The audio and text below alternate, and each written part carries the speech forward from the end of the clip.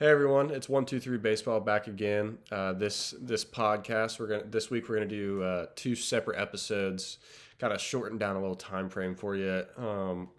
This one's gonna be the weekend review from last week, and we're gonna go over some of our picks and some other notable results from this past week. And then later on, either Wednesday or Thursday, we're gonna release a second episode this week of the preview. We're just gonna go through SEC play starting.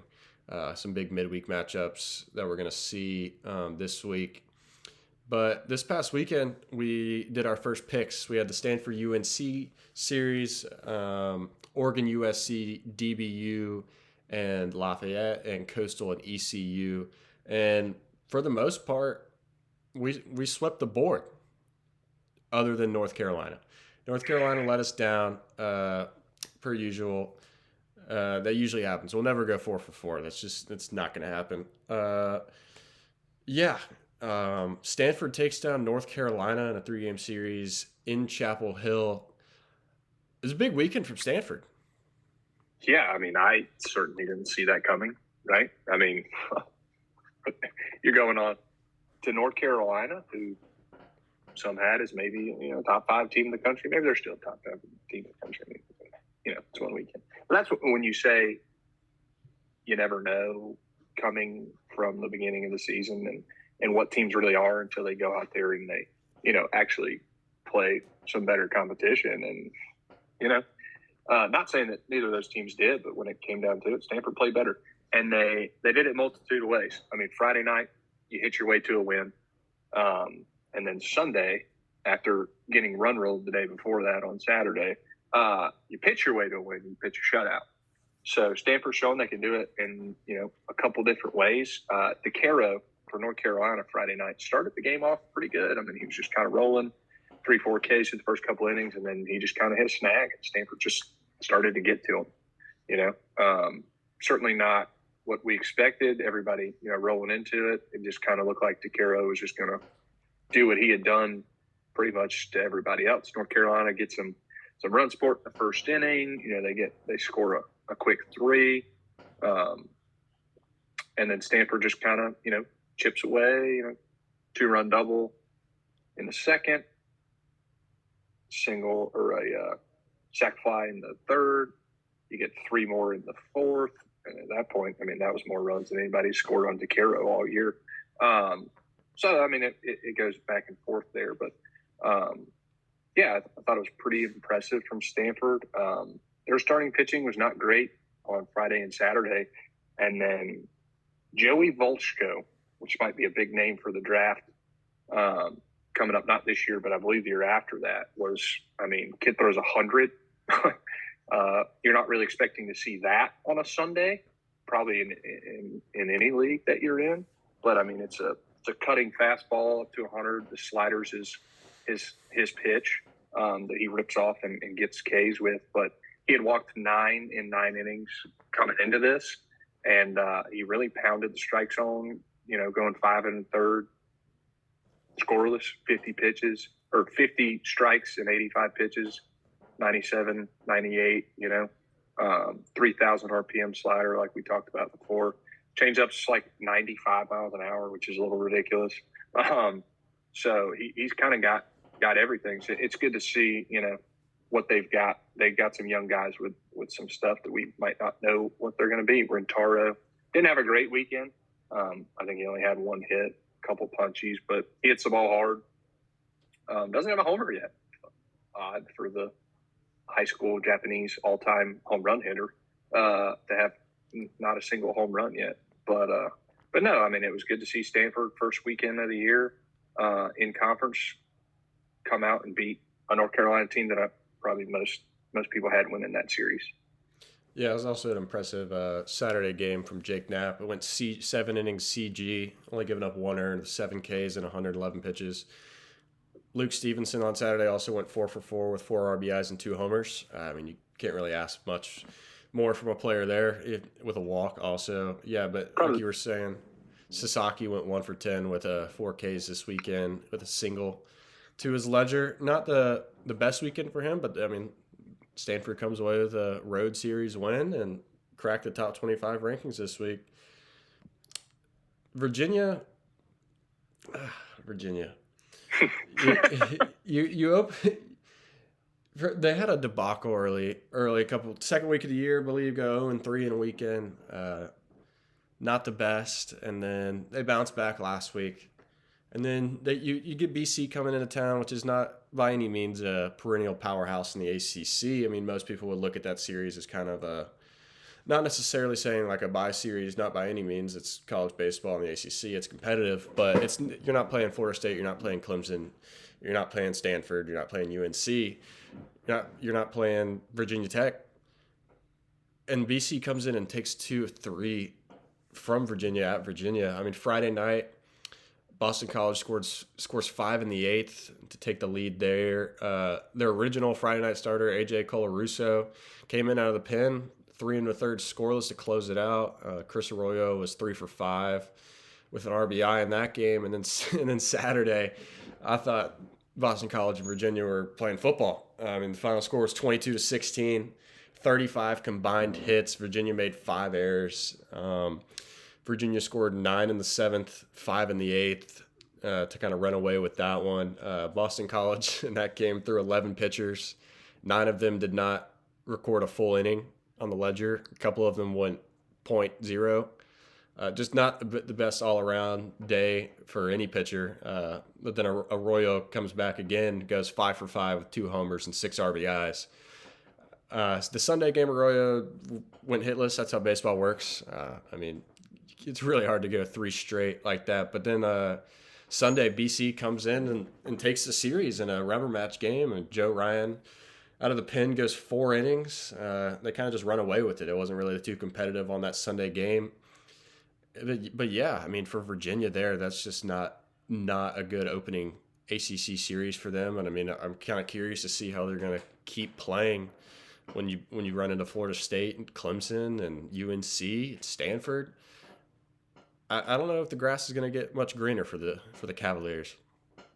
No, I mean, somebody here picked Virginia preseason to win the ACC, and I don't know, right now, who would ever think that would be possible the way that these guys are playing, right?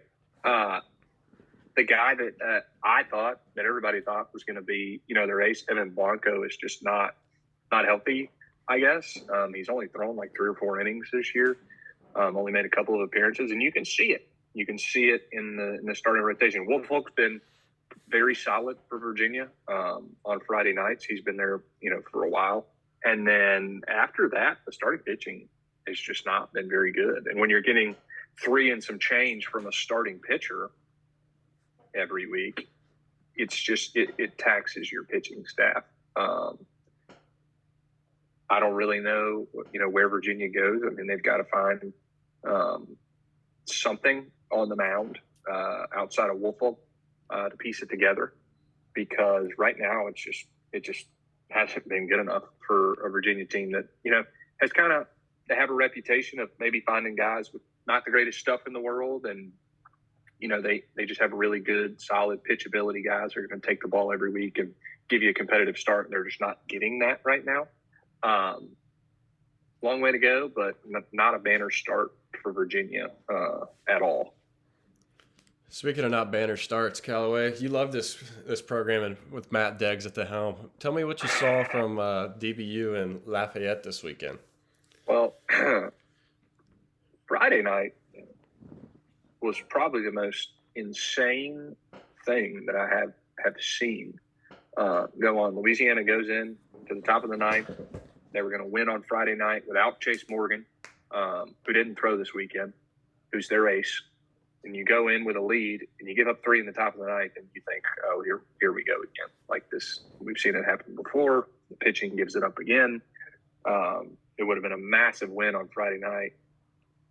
And then you come back and you score 3 in the bottom half, and Luke Uhas hits a 2-run walk-off double. So you think it might jumpstart something there after that huge Friday night win, after blowing it in the top half, having enough resilience to come back in the bottom half and score 3. Showed a lot of guts from Louisiana. They're certainly never going to stop fighting. And then you come out Saturday, and it's fairly You give up a 6 spot in the second inning, so that's never good. But you keep grinding. You put up 1 in the first, you get your own 4 spot in the sixth, so it's a 1-run game going into the top of the 8th inning. You give up 2 in the 8th, you give up 2 in the ninth. That one kind of peters away. So it was competitive again, and then you just kind of give it up in the end. And then Sunday just kind of ended up being Dallas Baptist just kind of imposing its will, 8-2. Wasn't really competitive. It was kind of over from the start. But it's a good DBU team, right? Like we knew that coming into the year. They've, met expectations up to this point, I would say. I mean, they've got All-American caliber up and down the lineup. Grant Jay is a superstar. They intentionally walked him a couple times in this series, just not going to let their best player beat him, which I get it. But you got Chaden Krause hitting behind him, who had a great weekend. They've got guys up and down the lineup that rake.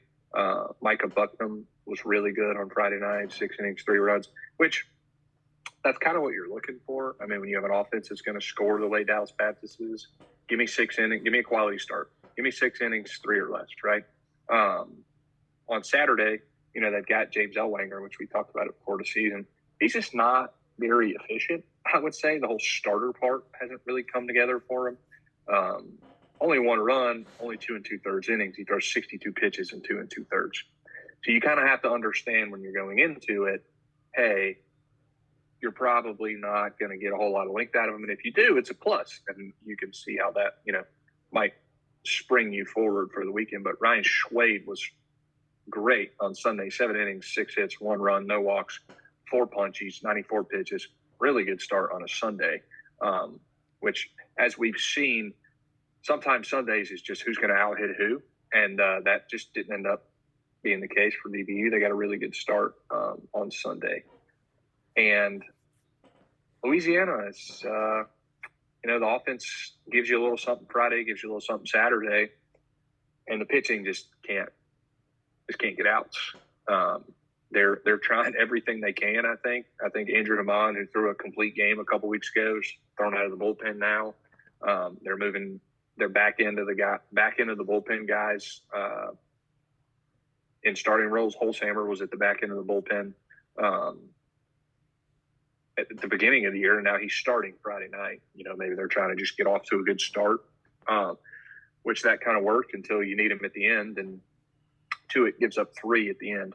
So solid from DBU. I mean, I didn't see anything, better than I expected. Didn't see anything worse than I expected. They go on the road in a tough place to play and beat a team that's kind of reeling. The Cajuns are never going to give up. I'm not expecting them to fold, I guess I would say. They're going to keep fighting. I'm not really sure if it comes together or when it comes together. I can't really say anything to that. A lot of guys that we thought were going to be dudes for them this year just haven't been great. Luke Uhas had a couple big hits over the weekend, but he's, he was hitting under 200 coming into this weekend. Connor Cuff, they thought, had a good fall, had a good spring. Preseason was going to be good. It just hasn't really come together up and down the lineup. And then, like we said, the pitching gives it up a couple times in this series too. So not a lot of positives for the Cajuns. I mean, you showed a little bit of fight for about a game and a half, I guess. DBU is really good, though. They're looking to make a postseason run this year after making the tournament. But, yeah, so solid performance from DBU. Louisiana kind of same old as we've seen all year. Just not a team that you're kind of looking at who's playing anywhere close to their best right now. So hopefully the Cajuns can get something figured out soon, but it's going to be tough with the top 25 team at Troy coming to town this weekend. Yeah, I was about to just add in there too that, I mean, the road for them is not getting really much any easier. I mean, you got 21st ranked team in the country, 13-3 Troy coming in with wins over Mississippi State, and close games against a 1-run loss at Auburn and a 2-run loss, all 3 games on the road to Alabama. I mean, that's a good solid club in Troy, and they're coming into Lafayette. And if Lafayette doesn't pull it together, it might be a rough weekend for them, in my opinion. Staying in the Sun Belt, though, Coastal went on the road to ECU this weekend. Absolute electric start by Ethan Norby on Friday night. I mean, 19 Ks, 0 walks, 3 hits, and 7 in a third. I think it was an American Conference record, if I'm not mistaken, 19 Ks in a single game. Which is impressive with the arms ECU's thrown out, in these last few years. Yeah. Guys getting drafted and stuff like that. For the freshman Norby to punch out 19, walking 0 is kind of insane. Yeah, you don't see 19 to 0 K to walk ratio too often, especially in today's game. People are spraying the ball around the zone, just trying to throw as hard as they can. But I'll digress about that. Coastal struck out 22 times, 1 walk and 4 hits. Not great, Coach. Not great at all. And I mean, it could have been way worse. ECU left 13 runners on base in that game. They didn't put across as many runners as they probably should have. I mean, if you leave 13 on base, that's plenty of opportunities that you missed out on. I mean, they still dominated fashion. One behind Ethan Norby's performance on Friday night, but then on Saturday, Cameron Fluke came out for Coastal and went 7 innings, 0 earned, 4 hits. It wasn't the best start for Sean Jenkins either for ECU. I mean, 2 innings, 5 hits, 5 earned from your Saturday guy after. I mean, I don't know if he was feeling pressure trying to strike out 20 and beat Norby's record that he did the day before, but I mean, yeah, that you just can't have that happen after that performance on Friday night, and you have a full pen loaded up when you get an elite performance like that from your Friday starter, and then you give up 5 earned in the first 2 innings of the game. It's not ideal there. Coastal wins that one with ease on Saturday, but then Sunday, nail biter. ECU scores 2 in the bottom of the 9th to push it to extras, and on the second pitch of the top of the 10th, Blagan Pato hits a homer to left field to give Coastal a 1-run lead. I mean, Riley Eckhoff, 5 1/3, 1 earned. Another great outing from him. But yeah, Coastal takes the series 2-1 on the road. I mean, ECU hasn't looked really too particularly good this year. I don't know if they're going to be able to turn around. They usually always do. But, I mean, they're kind of in the same boat as Lafayette is. I mean, they've played some tough competition, but just haven't really seemed to pull it all together in one solid game other than that Friday night outing. Yeah, I mean, ECU, I'd put in a little different boat. They lost a lot, and they brought in a really good freshman class. But relying on a lot of freshmen is tough. When you lose that many players in the lineup, it's tough. But,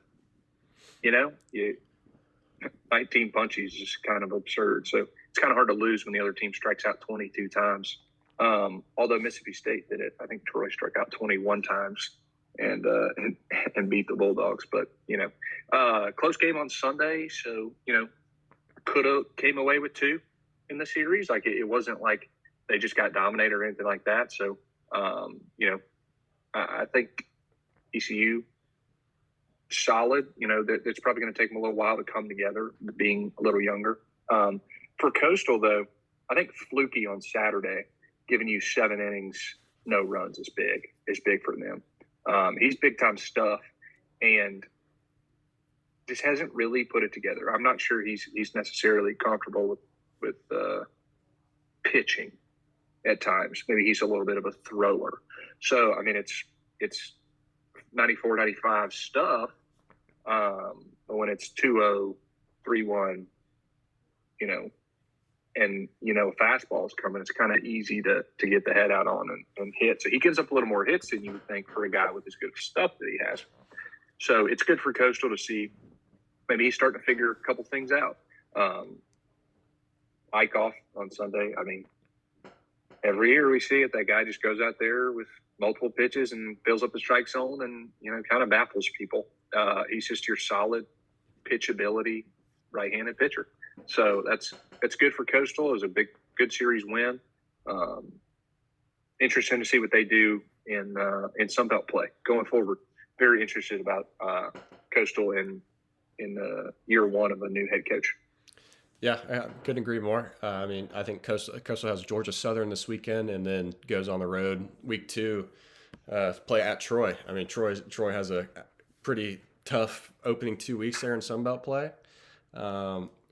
Luckily this year they don't play Southern Miss on Easter weekend per usual, so that's pushed back to the last weekend of the year this year, that Thursday, Friday, Saturday before the conference tournament.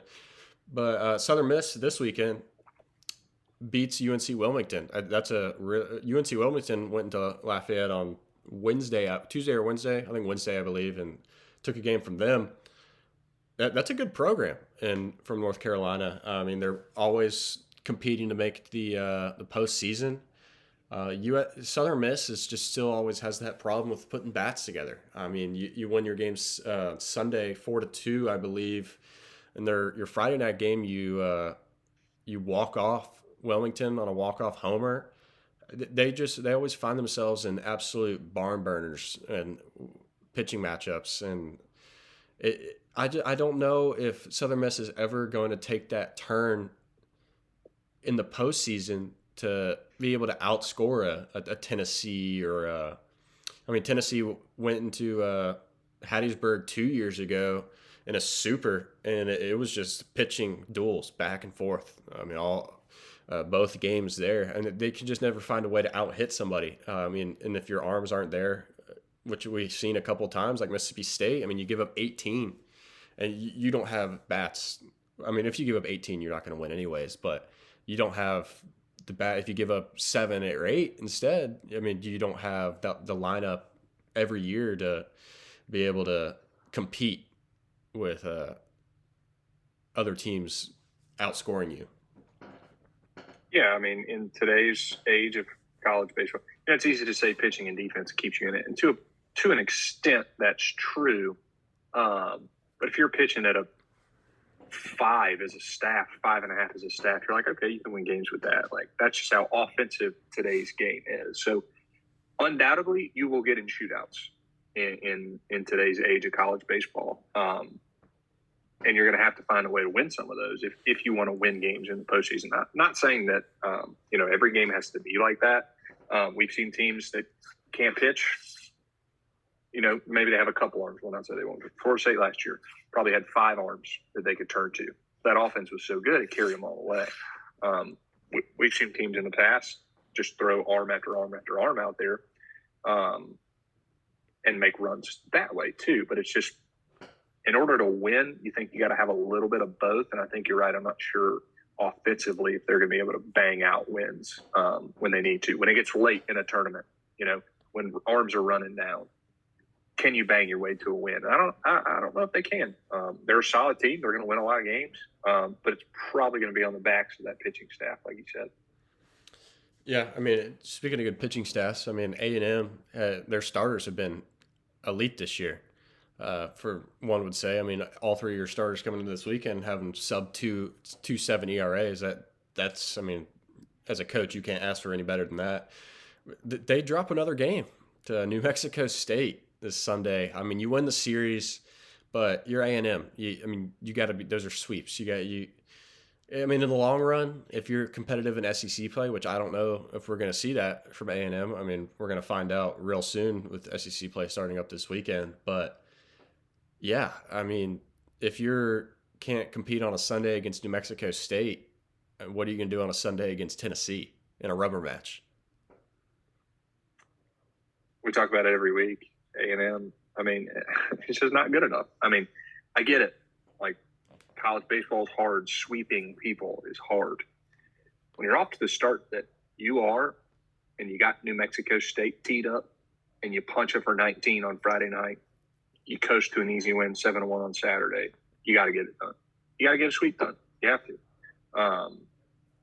The way your season started, you can't afford maybe at this point, just from a perception standpoint, right? Like, it's just, you just can't come out and play like that on Sunday against New Mexico State. I mean, it's just got to be better than that.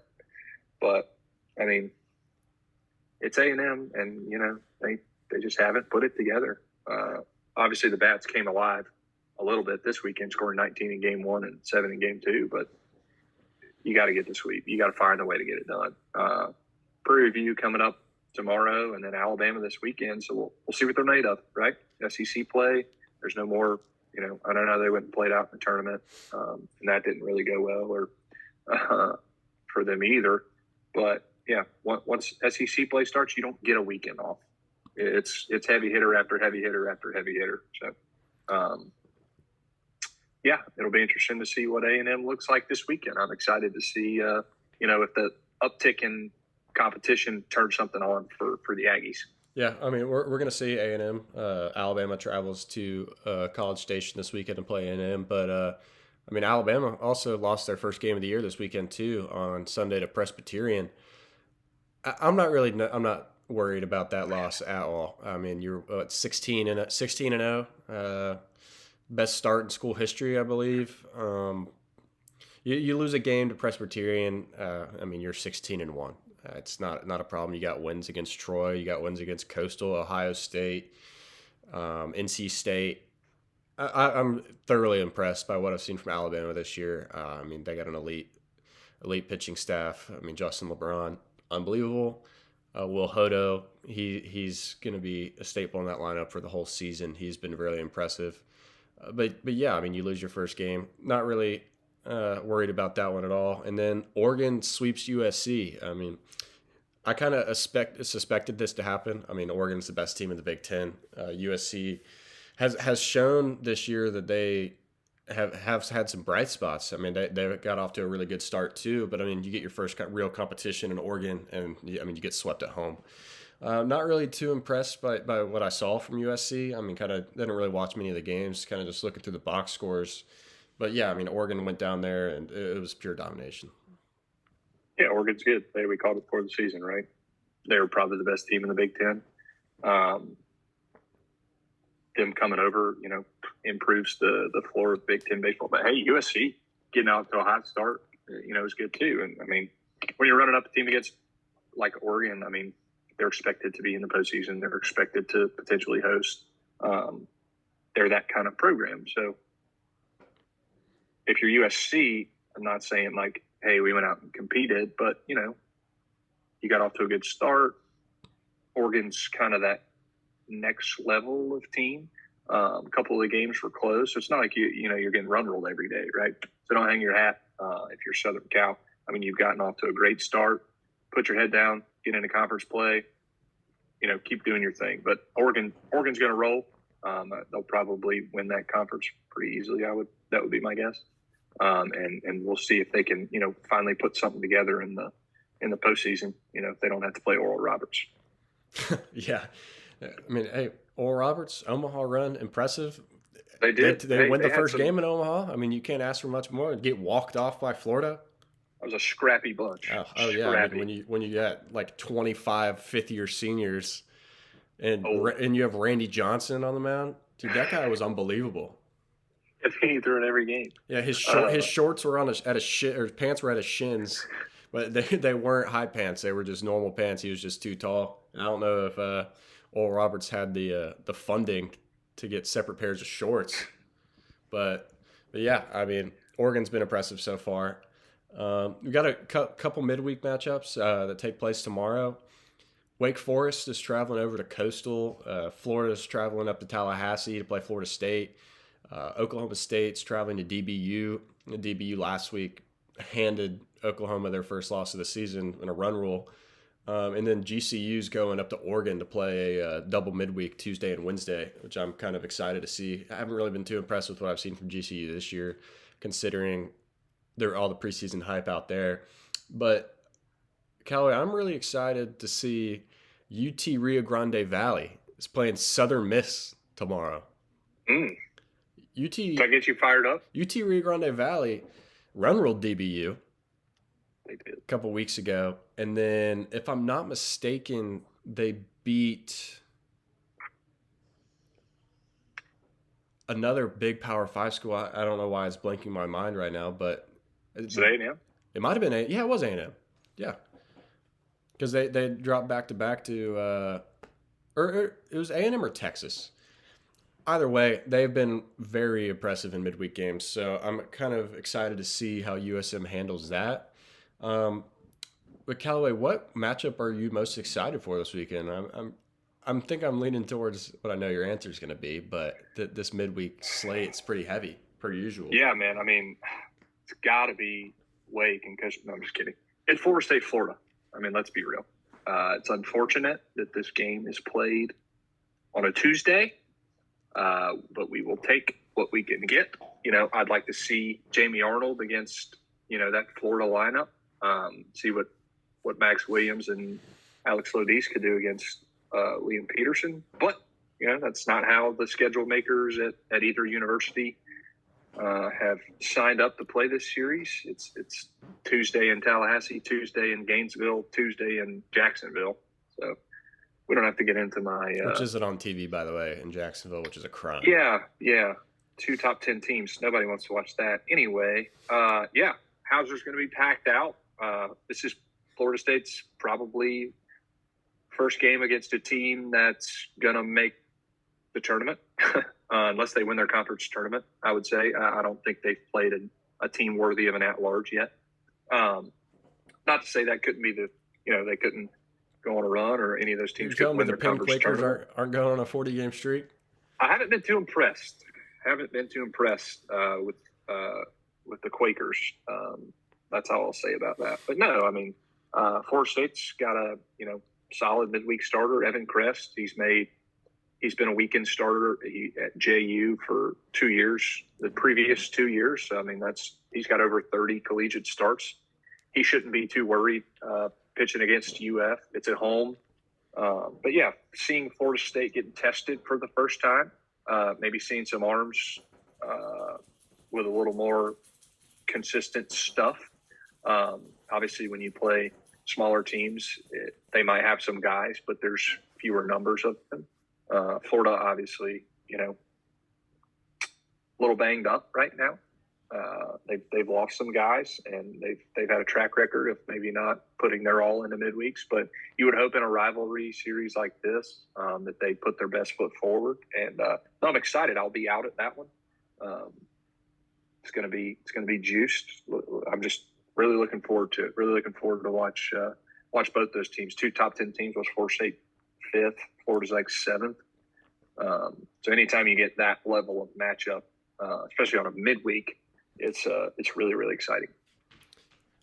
Yeah, no, I'm really excited to see that. I know you're going to be boots on the ground. It's going to be exciting. Maybe we can get some live footage from you that we can plug in here. But yeah, UT Rio Grande Valley's other win that I was mistaken by is Houston, at Houston. I knew I was in Texas somewhere, but yeah, I mean, that's a big – I mean, and they swept Lamar too, which was last year was a very good program. Yeah, they're 11-2. Excited to see that. But anything else you got from this past weekend, or something you're excited to see in this little midweek slate that we got here?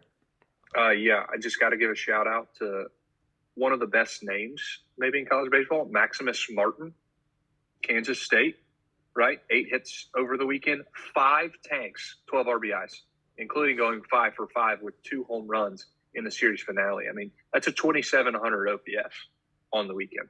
Doesn't get any better than that. Kid's hitting 525, 5 doubles, 7 pumps, 1,700 OPS on the year, right?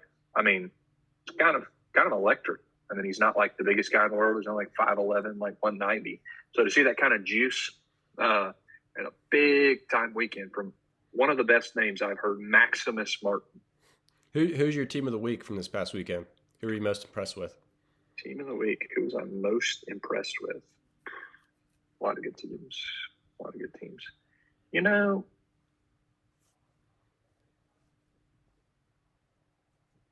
I mean, it's hard to not say Stanford just from a perspective of the fact that nobody really thought they were going to go in there and win. And they kind of handled UNC twice, right? I mean, they kind of did their thing. Stanford was really good. Obviously, Texas, I feel like, is quietly kind of skirting under the radar, which is odd to say for Texas. Not saying that they're playing the greatest of competition, but I feel like they're a team maybe we haven't touched on a whole lot. They've been, probably better than a lot of people expected. This is probably the best weekend Vanderbilt's had this year. They swept Xavier in pretty easy fashion, 15-3, 6-1, 4-0. Right. So the pitching's starting to come around. Xavier's a scrappy club. So probably Vanderbilt. I'm going to go with Vandy. I think that they had some question marks, I would say. I mean, question marks, they've been ranked top 20 all year. So as many question marks as you can have for a top 20 team. But yeah, I think Vandy showed a lot this weekend. Yeah, no, I agree. We're gonna really see. I mean, Vandy they played some pretty good teams. They went over to Texas to play, in California to play some tournaments preseason or not preseason, but pre-conference play. I've been impressed with them. My, you know, the team. I've said this before on here. Texas Tech has been very, very subpar the past two seasons. They're 3-11 right now. They just got swept by GCU this past weekend, 12-5, 7-6, 4-2. I mean, two close games Saturday and Sunday. But I mean, there were three games. One of them's UC Irvine, where you still give up 12, but you just out hit them and score 15. And then you beat Illinois, um, and then you beat UC San Diego. I just you got Houston opening up Big 12 play this weekend. I think they're going to be searching for a new coach at the end of the season.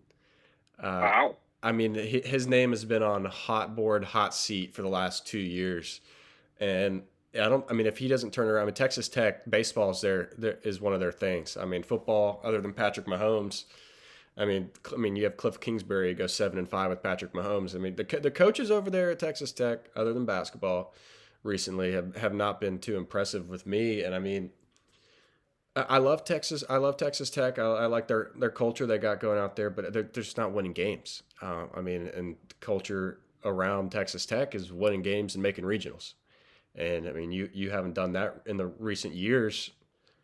It's getting a little steamy over there in Lubbock, Texas.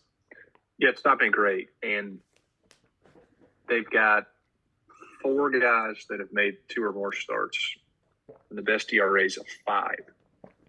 The other ones would be a 9, an 8.7, and a 7. So when the guys starting games for you are just getting pummeled every single time they go out there, it's hard to win. 3-11, unacceptable. I mean, I don't really care what program you're at. 3-11 can't happen. Texas Tech, you kidding me? They were a perennial host, probably an Omaha favorite, and I'm not sure what happened down there, but you're right. I mean, the last few years have not been up to the standard that Tim Tadlock had put there at Texas Tech for a good while now. Yeah, I mean, last year you go 33-26, which I mean, by any means, it's not like the worst year. I mean, if you're in the SEC and go 33-26, I mean, you have a decent chance of making the tournament. Huh?